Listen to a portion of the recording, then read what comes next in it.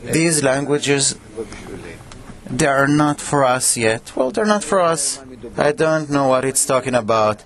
If I don't know the phenomenon, the object, the fulfillment, the forces, the states, the reasons, the causes, the effects, if I don't know the state itself, the spiritual state, then you can tell me about it, anything you want to. It won't help. What we do not attain, we cannot name or give it a word. So what is a name or word if I don't attain it for me? What, do you want to confuse me with your words and names? Why did Kabbalists write it for us?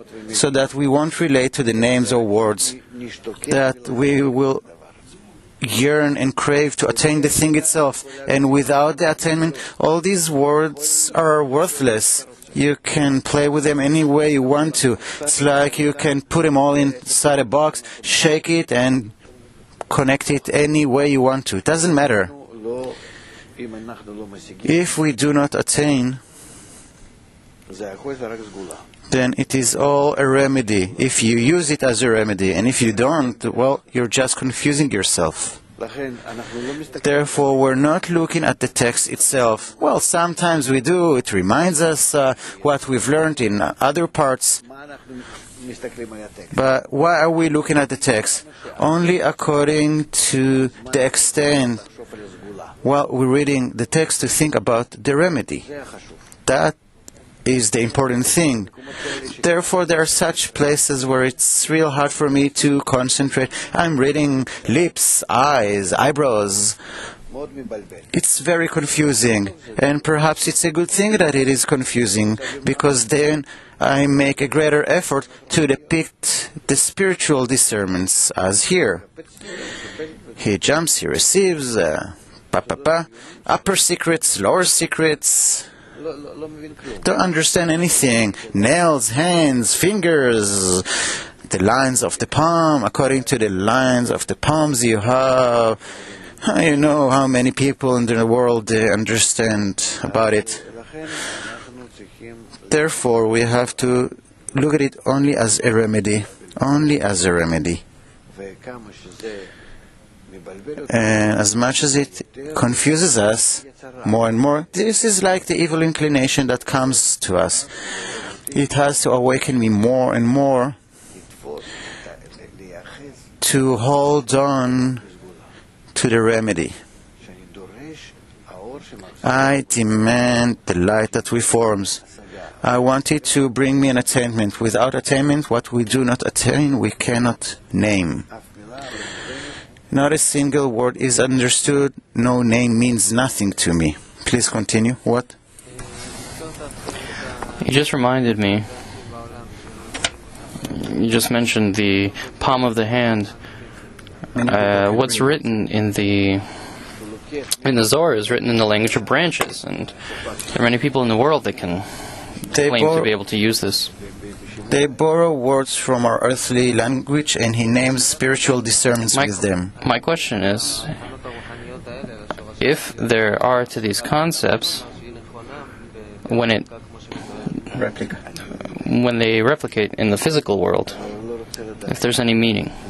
I don't know, and I don't want to know, because it is forbidden. It is written that we are forbidden to play with it. What does it say about fortune tellers? To burn them, or to choke them, or to stone them?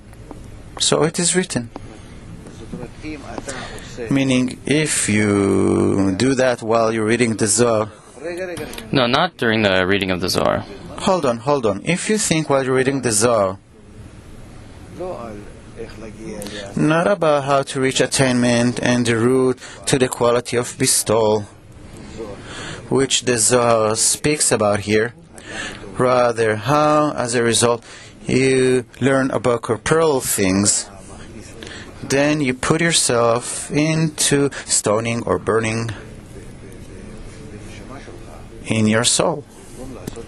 Instead of correcting it, you put it into a greater corruption.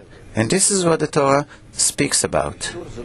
It is forbidden not because you will tell someone that some granny will do some palms reading for you.